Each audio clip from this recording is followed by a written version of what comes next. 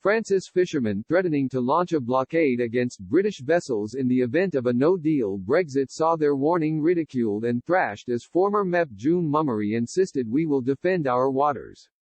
France has maintained European Union fishermen will need to be able to access British waters past the Brexit transition period despite Britain insisting full control of the fishing stocks will need to be returned to the UK.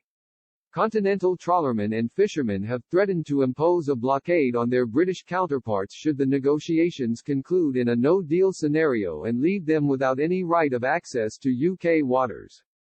But former Brexit Party MEP mocked threats from the French and insisted any illegal attempts to block UK vessels will be punished by law. Speaking to Express, Ms. Mummery said, "There's laws of the seas, aren't there? They might just stick their chests out for a couple of weeks and they try. But there are laws and there are rules. That's just idle, just blowing off like they usually do. They won't take us on." She continued, "They've tried that before, didn't get very far. I am not frightened of the French or the Dutch at all.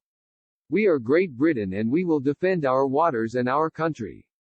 And there are laws in place that will protect us too." Chancellor of the Duchy of Lancaster Michael Gove also dismissed any suggestion that British fishermen will not be able to freely sell their catch on European markets past December 31 if no deal is agreed.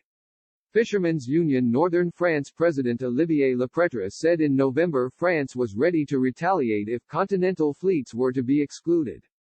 Mr. Lepretre said, "If French fishermen can't go into UK waters, we'll be in a complicated situation.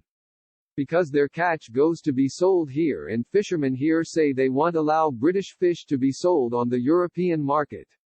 But testifying in from of the future relationship with the European Union Committee, Mr. Gove said, "For all fisheries exporters, irrespective of what happens with the trade agreement, it will be the case that they will need export certificates and catch certificates in order to sell their products in the EU market." But again, to be fair to the EU and in particular the French, they've ensured that there should be a smooth level of access as possible by making it clear that there will be a border control on fisheries products not at Calais but in Boulogne-sur-Mer where the principal French fish market is. So on a pragmatic business-to-business level, arrangements have been made in order to ensure that trade can continue.